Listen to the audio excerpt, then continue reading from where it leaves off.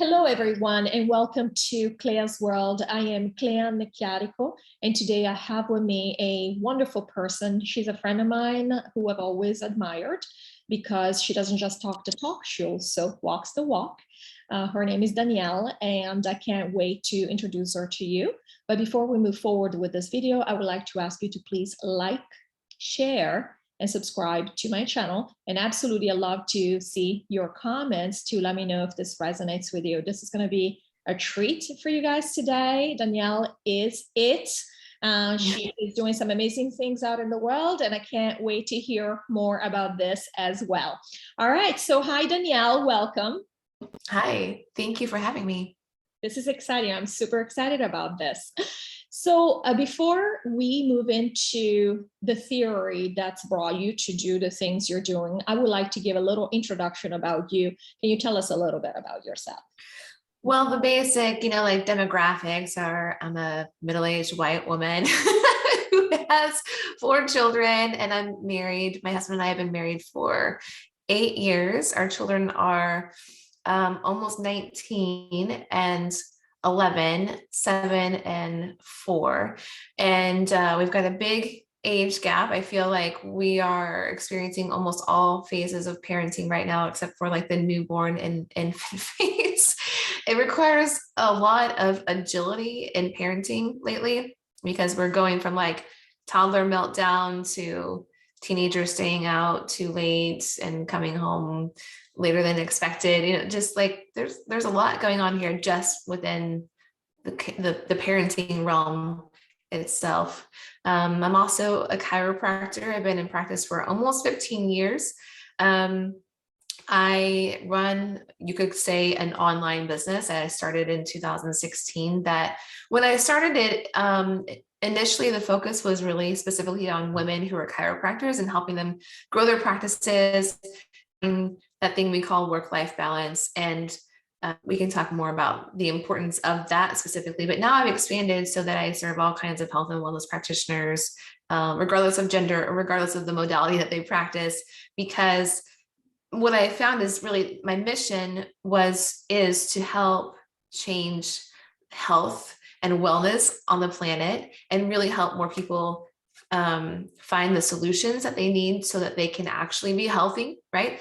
And who's going to do that? It's going to be the people who are like us, who have spent a lot of time studying and learning on our own. And in some cases, also in school too.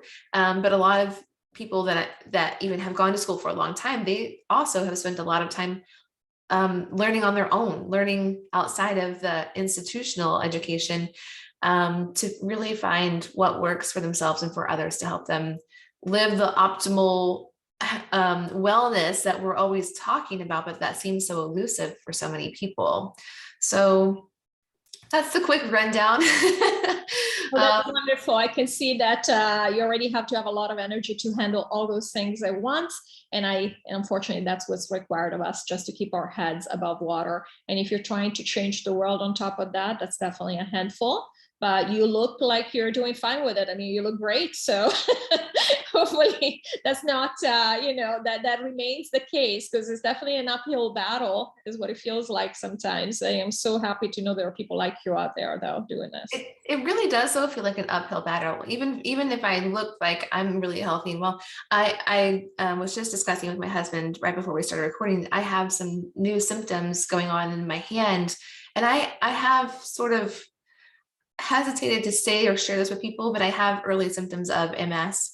And I was noticing these new symptoms in my hand, and I'm like, okay, this is interesting. Like, despite all the things that I do to take care of my own health, the symptoms continue to progress. And granted, it is slow. It's a very slow progression. So I'm thankful for that. And there are certainly ways that I could do better, of course. But I talk to people every single day who are doing all the things to be healthy, and they're not healthy. They're not feeling well, despite, eating, however they're eating a healthy diet, whatever that is for them, and getting massages and going to chiropractors and getting acupuncture and making sure that they're drinking filtered water and just like keeping their exposure to EMFs low and all the things, right? And yet, even those of us that are doing so much to protect and maintain our health, or to restore our health, are still struggling. And so a couple of years ago, I really started to ask, like, what is going on? What's really happening? And the more that I started to ask, the more I allowed myself to ask that question, the more I started to sound like a conspiracy theorist, because the only conclusion that I could come to is that something or someone doesn't want us to be healthy. Yes, I don't think that anybody is going to be shocked to find out that there is a conspiracy out there to keep us unhealthy, because health doesn't make money for any of the corporations. So No. it seems very odd to me to think that these corporations will make money off of our sickness, actually want us to be healthy. I am a business person. I don't have to dig deep to figure these things out. I always tell people, I think from first principles. Does this make sense or not? I have no agenda. I just want to know the truth. Would it make sense for anybody to think that these guys really want to push, for example, drugs or supplements that make no money for them? There are a million solutions out there for everything, but we're not told about them, and many of them are actually suppressed. I think this is pretty known to most people. Hopefully, at this point, I don't even know anymore. Yeah. When I was in college in undergrad, I studied business administration as my first major, and I did an internship at a very large, I don't think global, but definitely national drugstore chain. And it was a great internship because it paid really well, and it was unusual to have a paid internship. So I did this internship, and I was working as a retail management intern, but as part of my learning, part of my training in this company, I had to work in the pharmacy. Before this, and really literally just like a year or two before working in this pharmacy setting, I had been put on a prescription for Zantac, and I was maybe 19 or 20 at the time. And so I'm taking this drug every day, right? And thinking like, I'm so healthy. Like, I'm really taking care of my health by taking this medication every day. And then I start working in the pharmacy, and I kind of also felt like, I really understand what health, like, I don't know where this notion came from, but I really felt like I worked in the health and wellness industry because I worked in a pharmacy. And I even almost went to pharmacy school as like the next step in my education and career. And something just told me like, I don't think I'm going to like that. And maybe it's not for me. I think I also felt like I wasn't sure I could do it because it would be so, so much chemistry and science. I was like, I don't know if that's for me. So I didn't go to pharmacy school, and I ended up choosing chiropractic instead. And it didn't take me long to look back and go, well, I'm really glad I didn't become a pharmacist. And just within the last 2 months now, I've talked with about 6 friends who are pharmacists who are no longer practicing, who are no longer working as pharmacists, period. And they're some of the most awake people that I know, the most grounded and aware, right? Because they've been in that setting for years, decades in a lot of cases, and they've seen what's really happening. And so for some people, like, if you're on the outside of those industries and you just hear about them, it kind of feels like, gosh, this is so crazy. This is so wild. Like, can it really be true? Is this really true? But then you talk to people who are actually, the bottom of the totem pole, if you will, of those industries, and you find out like, no, it's really true. Like they're seeing it firsthand. Unfortunate. Yeah, there's a lot going on. And I have contacts with a lot of people who work in the industry as well. People cannot even talk about the choices they're making for their body, especially right now, because Yes. they threaten you, they threaten your livelihood. You're supposed to marry this entire religion, and if you don't toe the line. And now there are a lot of good people in this industry. But it's going to be one or two types of people. One who doesn't know what's going on. And if you've heard your entire life that this is the best you can do in terms of how you can help people, then, and you believe it, and that's what it is. But there are also others who do see what's going on and unfortunately are in a situation where they have to participate. Now, there are people who participate willingly because money talks. We know this has always been an issue. But there are others who actually are in a difficult situation where they're going to do, especially since they have a way of trapping you into this lifestyle, because it is very expensive to go to these schools. A doctor, when basically that's all you know, and that's all you've done, and you might have hundreds of thousands of dollars in student debt that never goes away. I don't know if you realize student debt is one of the few debts in the United States that cannot be included in a bankruptcy. They have us by the balls in many, many instances. And that's why then they can snap the trap shut in this case, where they tell you if you don't push the latest product, we'll just call it that, experimental or not, you're not gonna work anymore. You're not gonna eat anymore. It's your problem. We don't need you. It's a very ugly situation we found ourselves in, but it all makes sense. This has been planned very strategically for a long time. The people we're dealing with are not stupid. The people who have set up the system are not stupid. We can accuse them of many things, but they're definitely not stupid. Unfortunately, yeah. But so yeah, tell us a little bit. You were talking about work-life balance. You and I were actually talking before we started this recording. You were talking about the fact that there are things that draw you to to go into what you're doing beyond the fact that you didn't want to go into pharmacy studies, et cetera, et cetera. So tell us a little bit more about that. Well, this is a really interesting kind of rabbit hole to go down, because in the profession that I chose, chiropractic, it is very, very common for students to go to chiropractic school and to leave with $200,000, $250,000, $300,000 in student loan debt. And I was definitely one of those people. There are many instances as well where a couple meets either in chiropractic school or before, and then they both become chiropractors. So then they have double of that in their family, right? And there is information out there that indicates that specifically for female chiropractors, up to 80% stop practicing just 5 years after graduation. Now, there is a lot of controversy around this statistic because,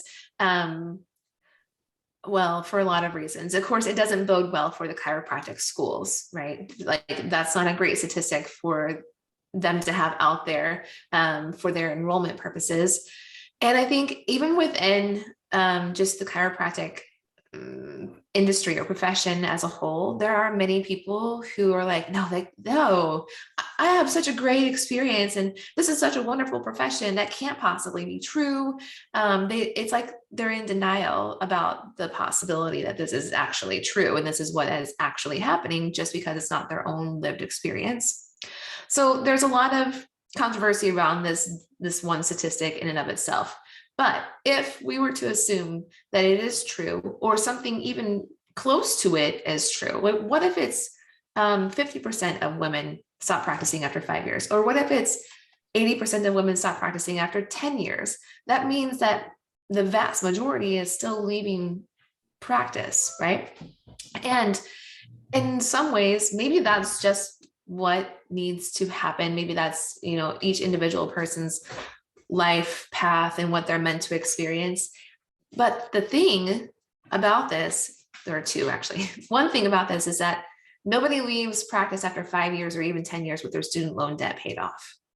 And so they leave their profession that they worked so hard for and took on so much debt for with that huge financial burden.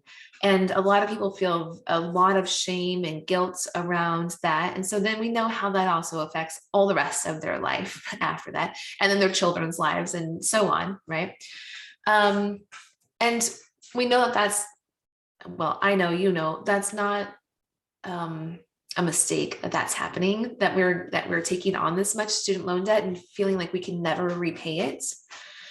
But the other side of this is that when we look at all the problems that are happening individually and collectively in regards to health for people in general on the planet, I think it's pretty it's a pretty reasonable assumption that the industries as they are right now are not going to be what actually get people healthy, right? They have a vested interest in us staying unwell and unhealthy.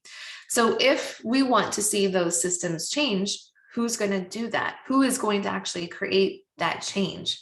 Well, it's going to be people like the chiropractors or the naturopaths or the massage therapists or the people who have studied, this is super controversial to say, but the people who have studied for years on their own and never got a clinical degree or certification, but have just lived the experience themselves, and they've helped other people, maybe not because they were getting paid to do it, but just because they knew what to do.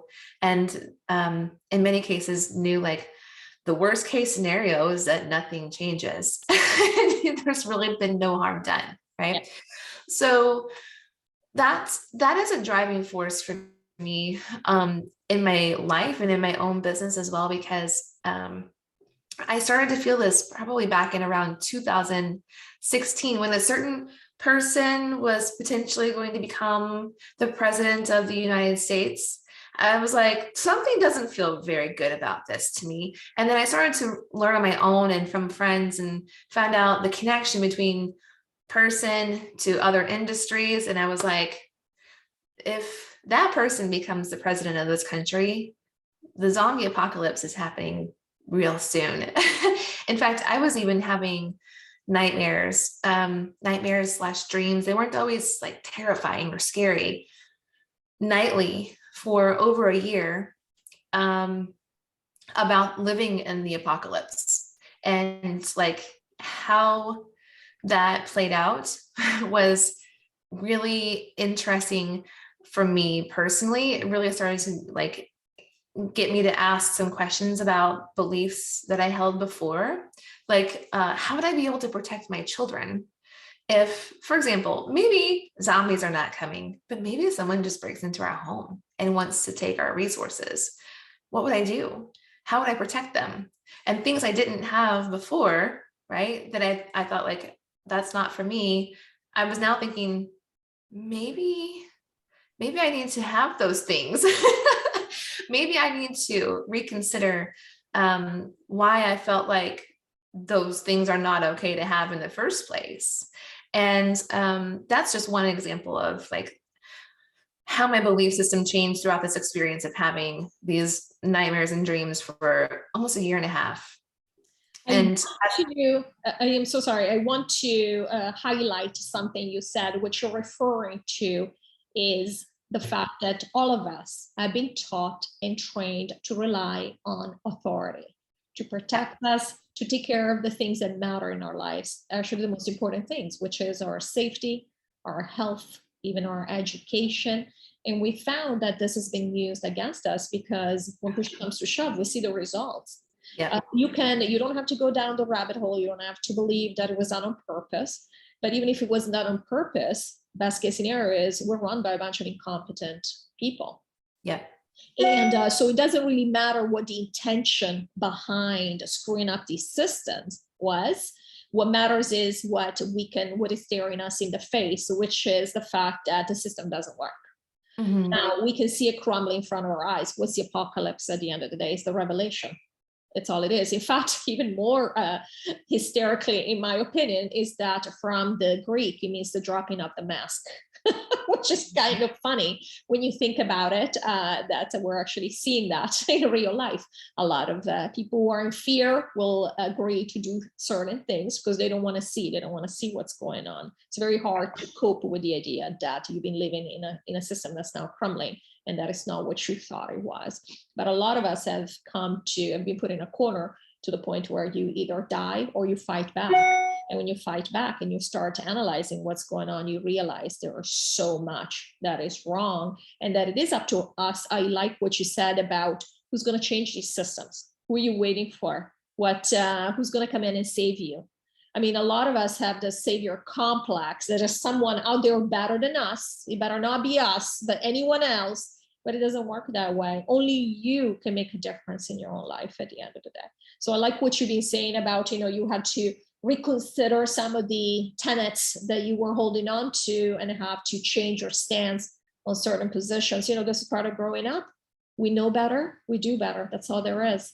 We've all come, our individual awakening processes looked very different for everybody, but it doesn't matter where you start. What matters is where you end up.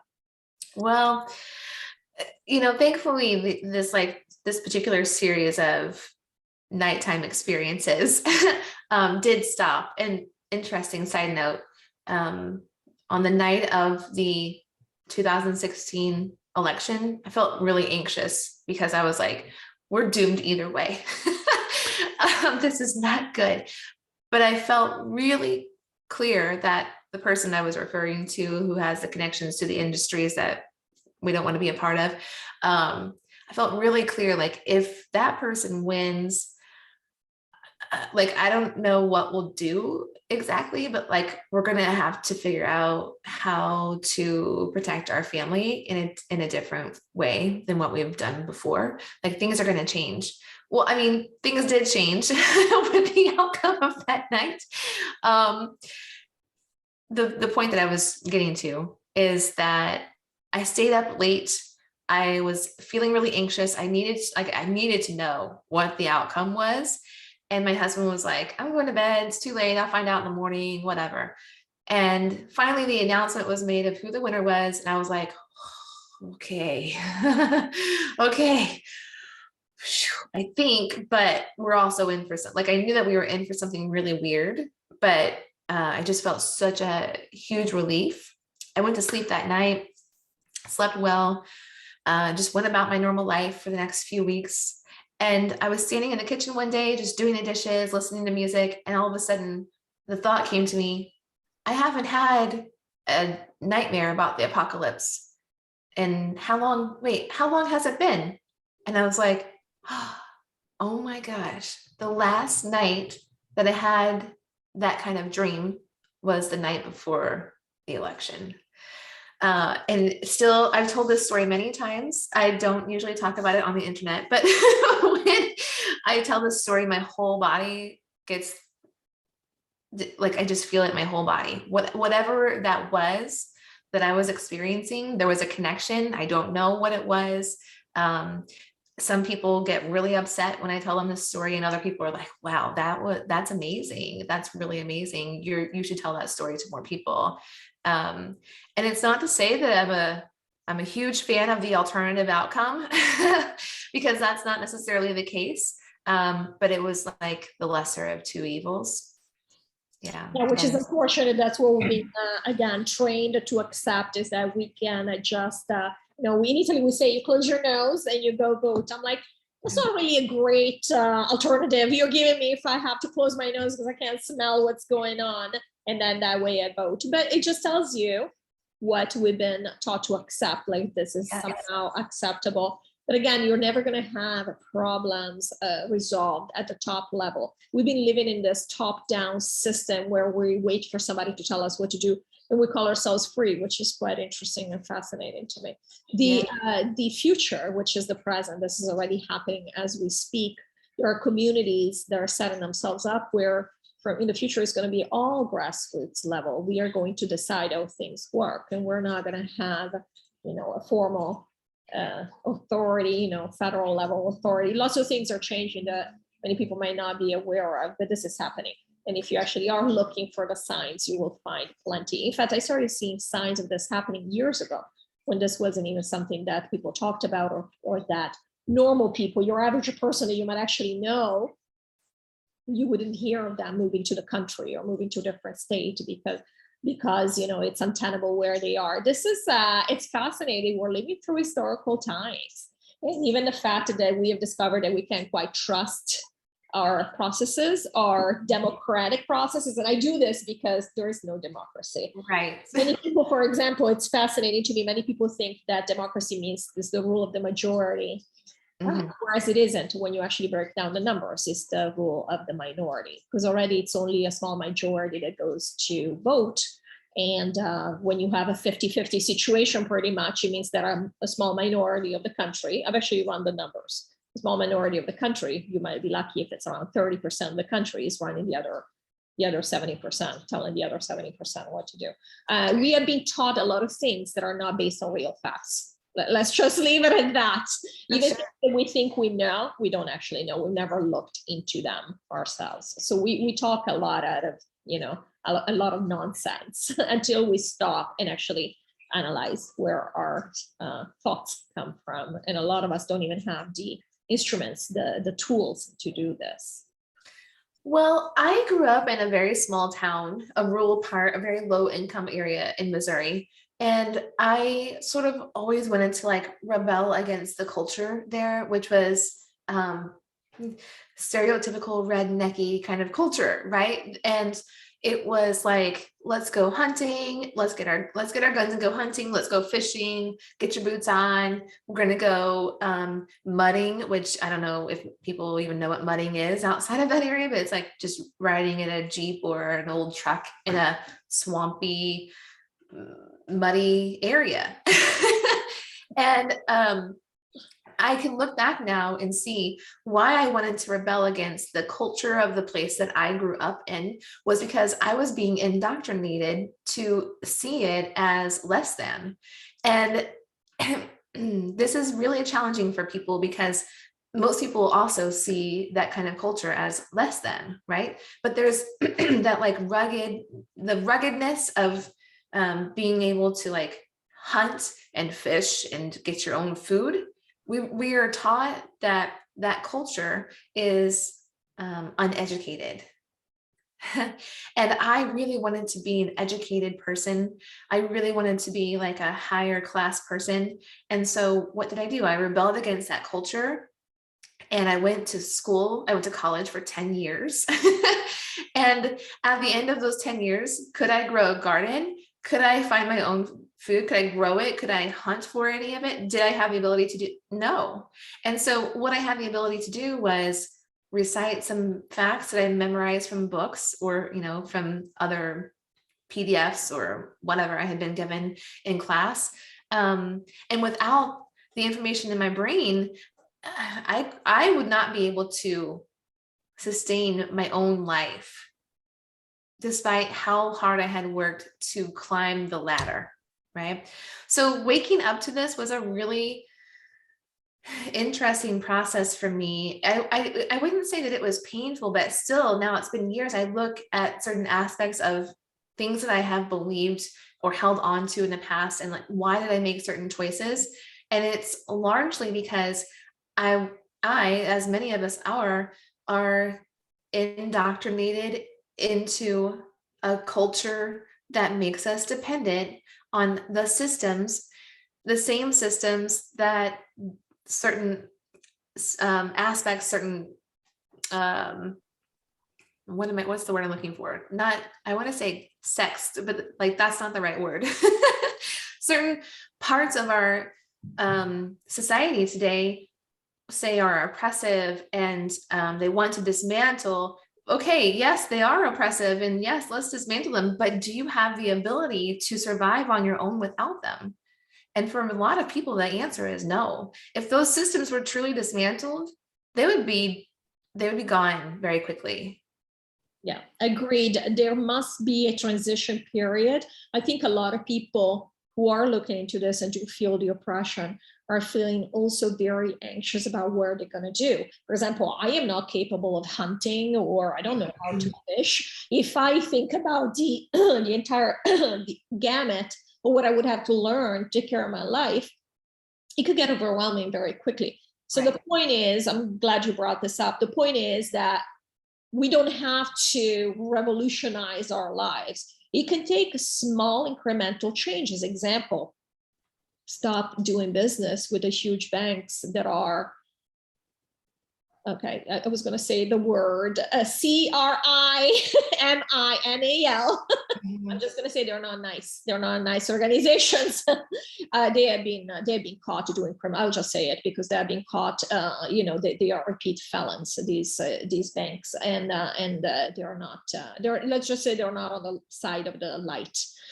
So let's stop doing business with them. And I'm guilty as charged. I have the credit cards from the big banks. Let's do business with the small communal banks, the community banks, the credit unions. Now you're bringing money to your own community. This money is actually being reinvested in your community. The only difference we can make is at the communal level. You cannot go into politics and all of a sudden not be corrupted by the system, even if you have the best intentions, because the system will either co-opt you or will spit you out. There are no two choices. There's an entire system where people's livelihoods depend on certain things taking place. If you don't like what's taking place, they're not going to let you change it. We have more power in our communities when we get together and we make the changes. Another example is you don't have to go up against pharmaceutical companies. I mean, they make trillions every year. They have, you know, they own politicians, they own the system, they own the media. But what you can do, don't get sick. So like you were saying, there are a lot of people who are doing the right thing, but keep in mind, there are a lot of solutions, alternative solutions that have not been allowed to be spoken about, but they're out there. Do research, because there are solutions. And you and I were talking about one we're not going to mention here because that's shut down in a second. But these things are real and they're out there and they're inexpensive. And we'll make sure that you don't have to deal with these companies. You don't have to deal with these. In fact, I think you should look into it for what you were talking about, your symptom of MS. But yeah, there's so much out there. We don't have to start by doing everything differently from what we did before. But the information is out there. There are people out there who are already doing it. Get together in groups, get together in communities, speak to your neighbors. We've been taught, I find it very strange in this country. I come from Italy, so it's different there, even though it's become more like here. So I'm not trying to say we are better over there. The system will eventually encroach and take away everything that you think is normal and healthy in your life. And so one of the things is that here, nobody speaks with their neighbors. It's like we don't even know who our neighbors are. This is something that didn't happen, you know, when I was growing up. We kind of knew who the people around us were, because God forbid something should happen, those are the people you can ask for help from, even if it's just asking them for a flower when you run out. Instead, we are taught that we have to be dependent on the system. We have to be dependent on the government. And this is very problematic because many of us have believed this. I know people, when you think about it, I know people, I was one of them. So again, there is no judgment here. I'm not criticizing anybody. I'm not calling anyone else out by myself. I used to live where I had no food in the fridge. I'm not even saying something bad should have happened, but say there was a storm, a snowstorm, and I had to spend 3 days in the house. I would have had no food. This is silly. There are things that are silly that we do thinking it's normal. So we have to just review our life and make sure that we're not, we're not so vulnerable, because the ones that have been caught in the system, they are very vulnerable, like the ones that cannot afford to know how to have a job. Look at what they've asked you to do lately. They've asked you to basically compromise your health, to risk your life to keep food on your table. And there will be hell to pay for this. This is coming. But in the meantime, a lot of people have been caught up in the situation, which is, again, it was a trap. It was set up on purpose. So I posted something on social media just about a week ago tomorrow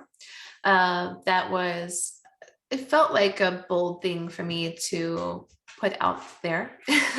I have a t-shirt that I had ordered from an organization called Black Guns Matter.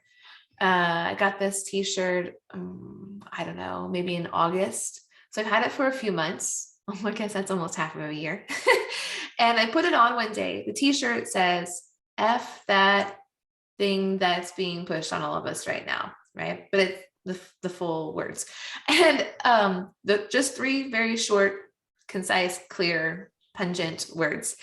And I put it on when I first got it. I walked out of my bedroom, and my children, the 2 middle ones, they're 11 and 7, they were like, that's a strong statement, Mom. And I was like, yeah, it is. But then I immediately felt like, oh gosh, if my kids are already commenting on it, I feel like it's too much. I'm going to go take it off, put something else on. So I hadn't worn it again since that time. For whatever reason, I got the inspiration to put it on last week. So I did. And I had on a sweater, like a cardigan over it. And I was standing in the bathroom mirror, either doing makeup or brushing my teeth or something. And my hair was over both my shoulders, and the sweater was kind of covering the words. And I just saw this vision of myself, like tossing my hair back and pulling my sweater open and revealing what the shirt says. And I was like, I'm going to do it. I'm going to do it. So I did it. Well, I've gotten a lot of positive feedback from it. And then I also had several people unfollow me, which was actually really good. I had one person reach out as recently as like 2 days ago, and she said, I really appreciated that so much. And like, I appreciate how brave you were, or how brave you are to have posted that on the internet. And I just wish that I could do that. And I can't because of my job. And I was like, I have nothing to say. I have nothing to say to you. um, And I also feel compassion for that person, because I would say even just maybe, probably pre-pandemic, like 2 years ago, 3 years ago, I would have not been so brave or so bold to have done that right at that time. But I've reached a point now where I'm like, if I can't say this, if I can't just put it out there and make my stance clear, and like put my feet on the ground and be really firm with where my values are and what my belief system is right now, then how would I expect anyone else to be able to do that for me? And so I have compassion for that person, because I was that person just a couple of years ago.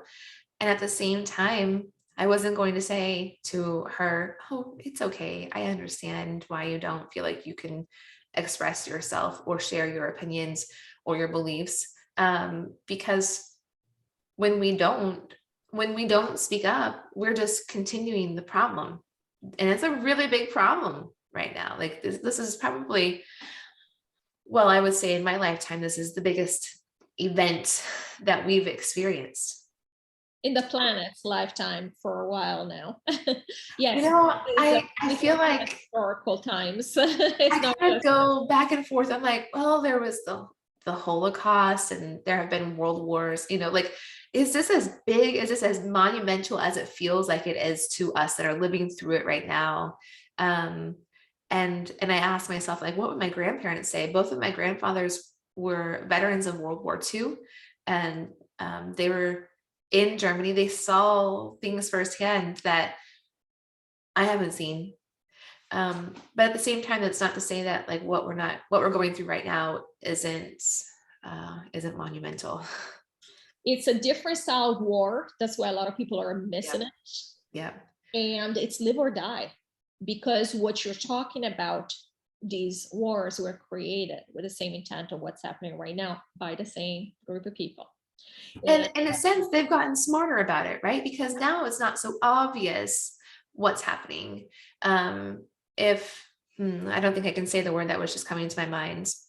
A lot of us going on this channel, I don't know.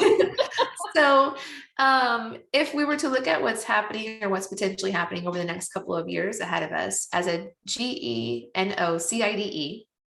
then we've had that happen in previous times, on the planet. They're not even just in World War II, it's happened prior and in other phases of history. Okay, so it was really obvious, like taking people away and putting them someplace else, and then doing what they had done to them in those places was very obvious. But even as obvious as that was, in a physical form, there were still lots of people who were in denial about it, right? They were like, oh, this can't be happening. This can't be real. This must be for our own good. And now what's happening is much less obvious. It's much more inconspicuous. It's much easier to get away with, apparently. And so I can only assume then that many more people are under the psychosis of, oh, this really isn't that big of a deal. This really is for our best, our highest good. Like this, of course, They this love is us. okay. They love us. They just want to protect us. Yes. Right. Yes.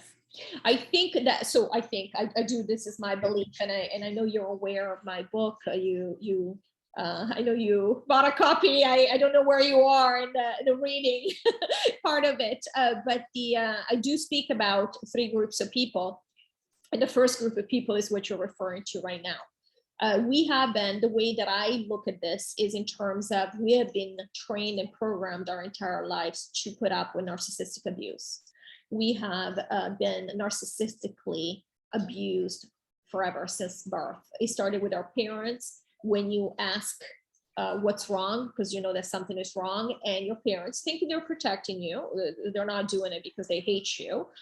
They say to you, oh, nothing is wrong. So what is the message there? You must disregard your feelings and your intuition, and instead you have to believe, take at face value what I just said, you know, the words that came out of my mouth, as opposed to the reality you can observe with your own eyes. Yes. And that obviously became, went on to become even worse. In school, you're rewarded for basically repeating like a parrot what you're taught by authority. Sometimes you know that what they're saying is not right, but you get punished for even bringing it up. And we learn. We're not stupid, we adapt.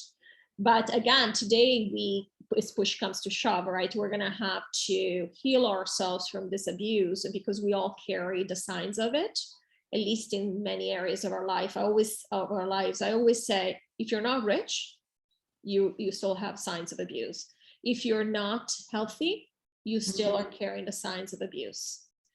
People say, oh, because I can see through the narrative, I am now healed. No, you're not. You're just aware that there's a problem that needs healing. That's all. And the difference is that the people in the first group, not only they're not aware, but they are codependent with the system, meaning they have taken it to heart that they are worthless, because that's a message in the culture, that they're worthless and they cannot survive on their own. They don't know what's good for them, and somebody else has to tell them what to do and what not to do. There are people who have gone to such an extreme that they actually behave as unofficial unenforcers of the system's rules. These are the people that will call the police because you're not wearing a mask.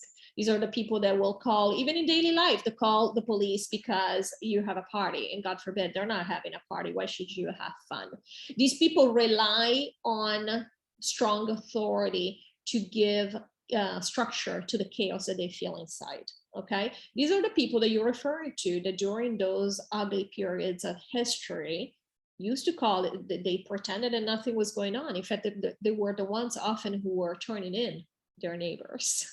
When you think about it, you know, I've always been fascinated by that phenomenon myself. I said, what would it take for somebody to aid and abet a cleaning up of this sort, or behavior of this sort? And I'm seeing it now. All it takes is for you to be so afraid that if the system collapses, because they can see as well as we can. This is not a lack of logic. This is extreme fear that's acting on them. That they can see that this is collapsing. They can't allow it to collapse because they truly have no idea. They think they're not going to survive if the system collapses. These are not builders. These are not visionaries. Right. These are people that require somebody to tell them what to do. And all of us in some areas of our lives have believed this was the way to do it, that we were getting guidance from people who knew better. I mean, the whole point of the white coat and the degree on the wall, what does that tell you? I can tell you from observation of reality, and traveled half the world, I've seen this everywhere, it's not just here, that the vast majority in any one industry, I don't care what industry it is, are incompetent. Just because you've studied a long time to do something doesn't mean you know what you're talking about. This happens with accountants, this happens with attorneys, this happens with everybody. But for some reason, when it comes to doctors, oh, my doctor said, for all I know, your doctor merely made it out of school, or he could have flunked out. Who knows? I'm not even going into the rabbit hole of where are they being taught, right, in the first place. But even if they were brilliant, they may have not, they may have done certain things wrong, misunderstood things. And let me tell you, I know a lot of doctors because I was in a family of doctors. I was married to somebody who had a family of doctors with all the doctors around them.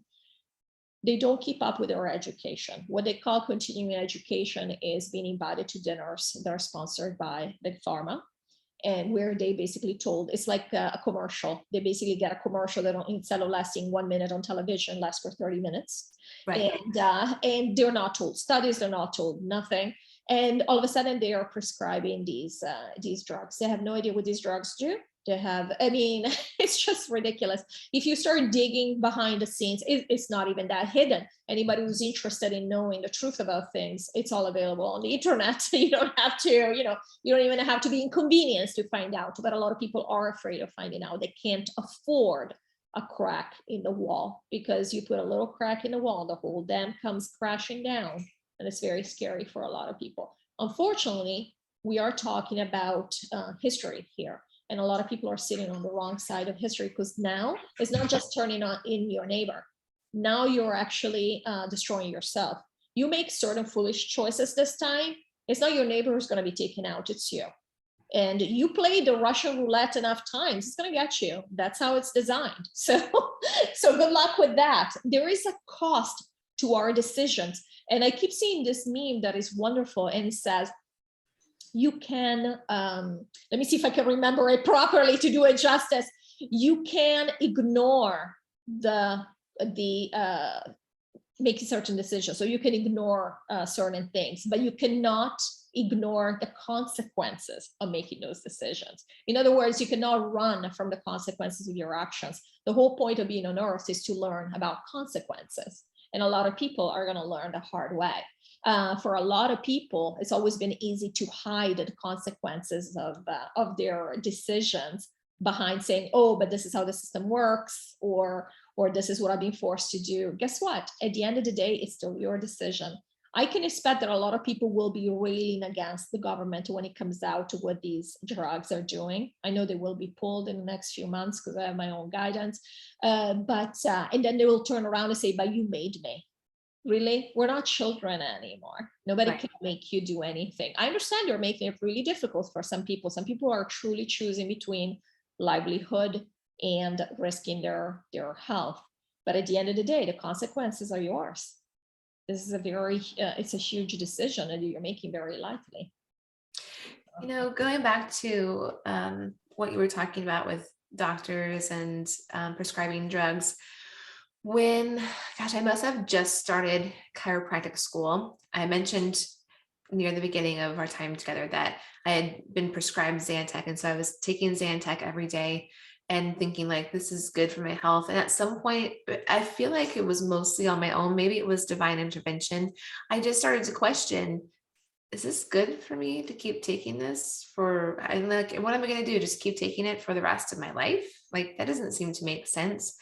And so the first thing that I did when I started to question this was I wanted to know what is this drug actually doing? And I wanted to be able to look at it from a molecular perspective. And like, when I take this drug and it breaks down in my stomach and then it's absorbed, what happens next? Nobody seemed to know the answer to that question. I remember asking the pharmacist that I worked with, and he just kind of looked at me like, what? And I was like, yeah, I want to know, like, how does this actually work? What's the actual mechanism of this drug that I'm taking? And he said something like, well, it decreases stomach acid. And I was like, but how does it do that? And my thought process was like, if I could understand the molecular way that this decreases stomach acid, then maybe I'd be able to figure out what are some other things that this might be doing to my body. Well, eventually I was like, nobody knows what this is actually doing. And I just stopped taking it, and I was fine without it at that point, but I had stopped smoking, and I was, I had made changes to my diet. And so of course I felt better without it.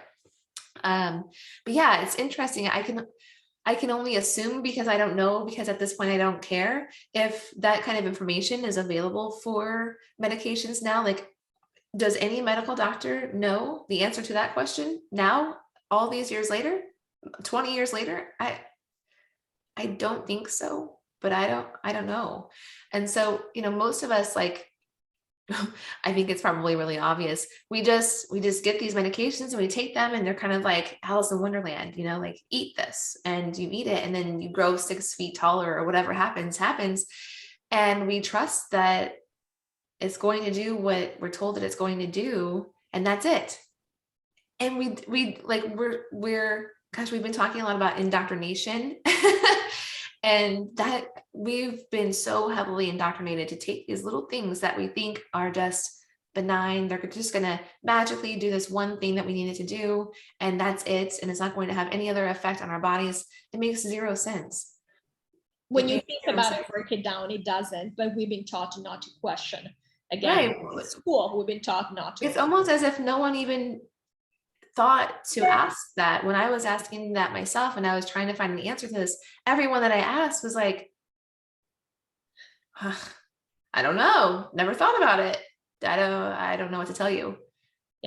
Yeah. It's quite interesting when you break it down that way, that it's like nobody thinks about it. Yes. And this is the age where we're coming of age as a human species, where it's time for us to actually start thinking about it.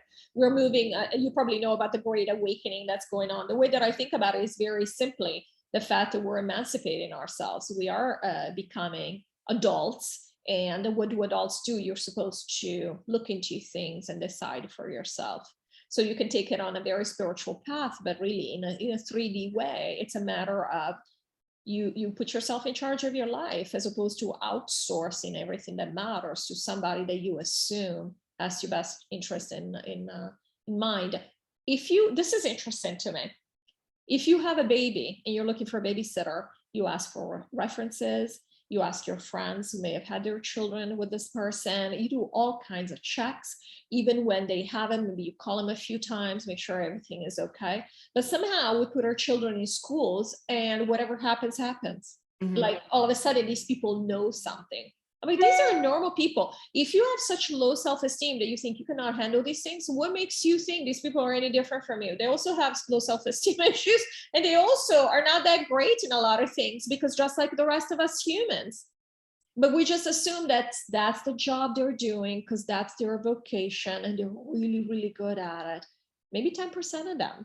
You were talking about the 80-20 rule. So first of all, it's a known fact that in general, only 1 out of 5 businesses survive over 5 years. There are a lot of things put up, set up to trip you. And a lot of people that go into these entrepreneurial positions don't have the background, because again, this is not something we're taught, okay, on purpose, because it could very easily be taught and it isn't.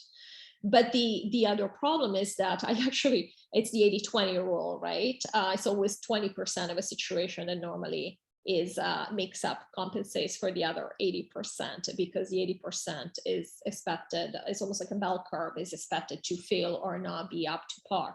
For example, people talk about this concept when it comes to, you get rid of 80% of your customers, you're left with the best 20% that don't. Not only they spend more money on you, but they also leave you, without so many headaches. It always works like this in any industry. I don't care which industry. I have a background in business, so I'm talking from factual information here.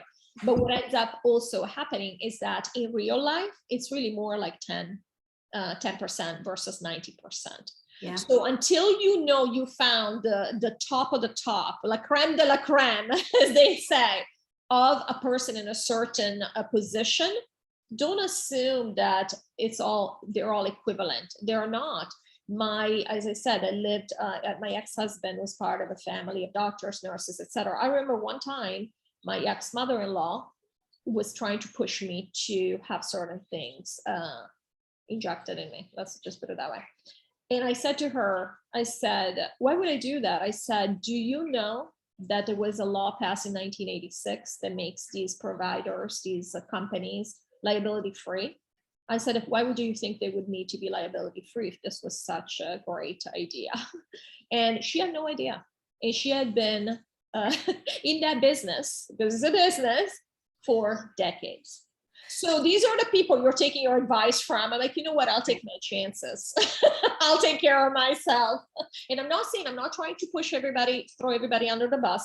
I know people are outstanding. As I said, there's a 10-90 rule in this case. I know people in this profession who are really admirable. And you're one of them. I mean, you're showing that this can be done right. I know you don't work in the pharmaceutical industry, but you still work in some kind of health, in the health industry, let's put it that way. And so I love there are people like you out there spreading this message. I see a lot more people, like you were talking about your friends actually making the decision to step out. I see a lot more people becoming very aware of what's going on. I'm very optimistic myself. What do you see? What have you seen in terms of, where's your head at? What are you expecting to happen? Well, a couple of things. So you mentioned that we're emancipating ourselves from industries and systems, right? So if you think about that as like an energetic cord,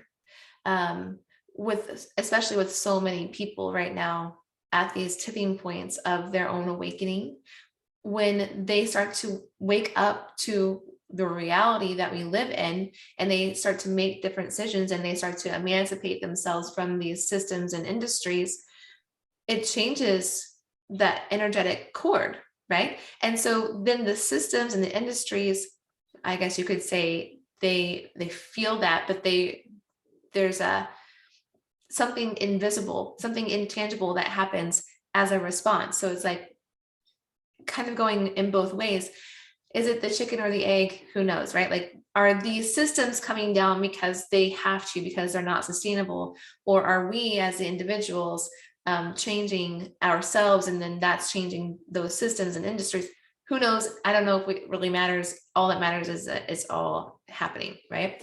The thing that I feel like is really challenging for people when they start to be exposed initially to new information that they had never been aware of before, and their perspective starts to shift, but they're like, no, like, that feels so outside of what's acceptable by mainstream standards that they kind of don't want to go there. They feel unconsciously like they will be outcasted, canceled, if you will, in today's culture, right?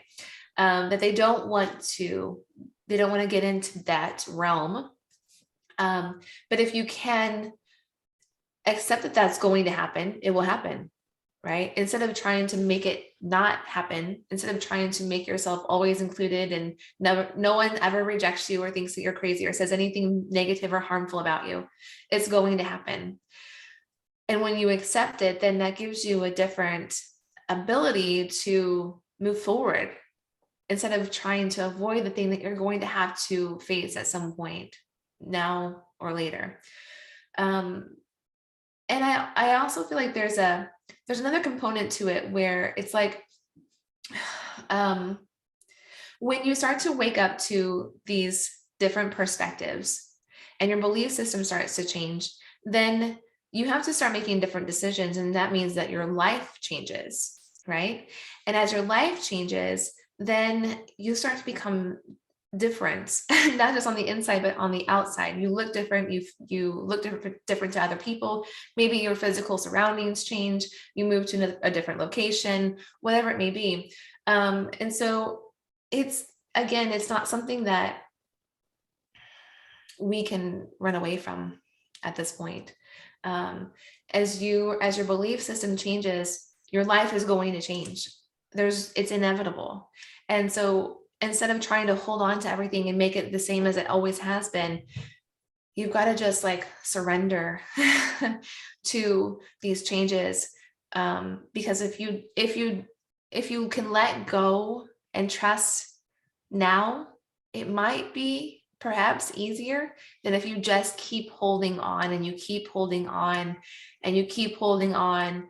And then whatever is controlling all of this says, nope, the cords have to be cut. And then devastating things happen, like your life has to like crumble down for you to go into like your next reality, whatever that is. I don't want to say the next level, because it's not about leveling up per se. It's just about becoming more aligned with wherever we're going next.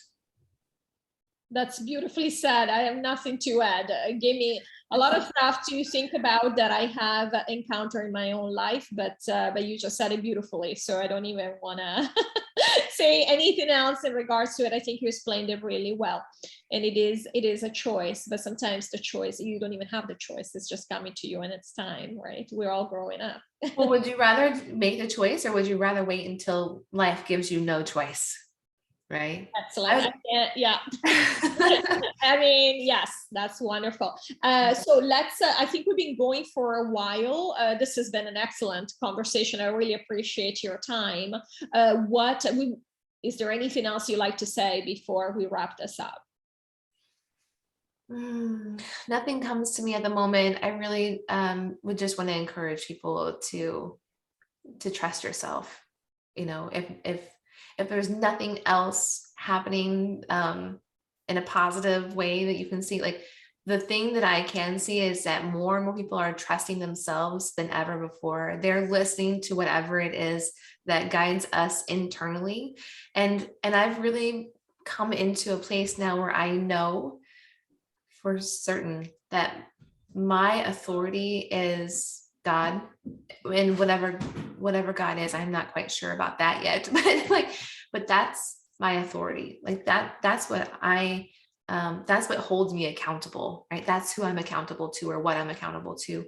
It's not the government or politicians or institutional education or a job or a job title or a business or even my husband or even my children. I make decisions from my internal guidance. So I'm hopeful. It gives me a lot of hope, actually, that that's what's happening for more and more people as well. I love it. Well, thank you again so much. And is there any way that people can reach you if they want to continue this conversation with you, or check out some of the amazing stuff you've been putting out? Maybe see a picture of that beautiful shirt you were telling us about. Where should I? Well, the irony of this is that I just got promoted by Facebook this week to a digital creator. So whereas before, if you found me on Facebook, we could become Facebook friends. Now you can just follow me. I have a professional profile, it's called. This is a whole thing where I'm like, there's an aspect of me where I'm like, oh, I've made it. And there's another aspect of me that's like, ooh, just another way to get me to behave for their systems. So I'm kind of sitting in the space right now of exploring all of what this means. But Facebook is a totally open platform. Like I'm an open book on Facebook or Meta or whatever we're supposed to call it now, as well as Instagram. Yeah. And if you want to see my hair toss and the reveal of my t-shirt, you can find it in both of those places. And what is the name that you have on Facebook? How do they find you? Oh, Facebook and Instagram, both. I'm Dr. Danielle Eaton. Okay, wonderful. Okay, and I will put the link below in the description box so you can find this wonderful lady who has a lot to say and a lot to add to the discourse that should be happening out there for all of us right now. I really appreciate your time again. And everyone, please like, share this video because this is very important, and subscribe to this channel. And I would love to hear from you if this has resonated with you, what your thoughts are around this entire situation that we're living through. Again, these are historical times, and it does matter what each one of us thinks, because we do make a difference. Yes. Thank you, Danielle. It was great catching up with you, and take care of yourself. Thank you. Bye-bye, everybody.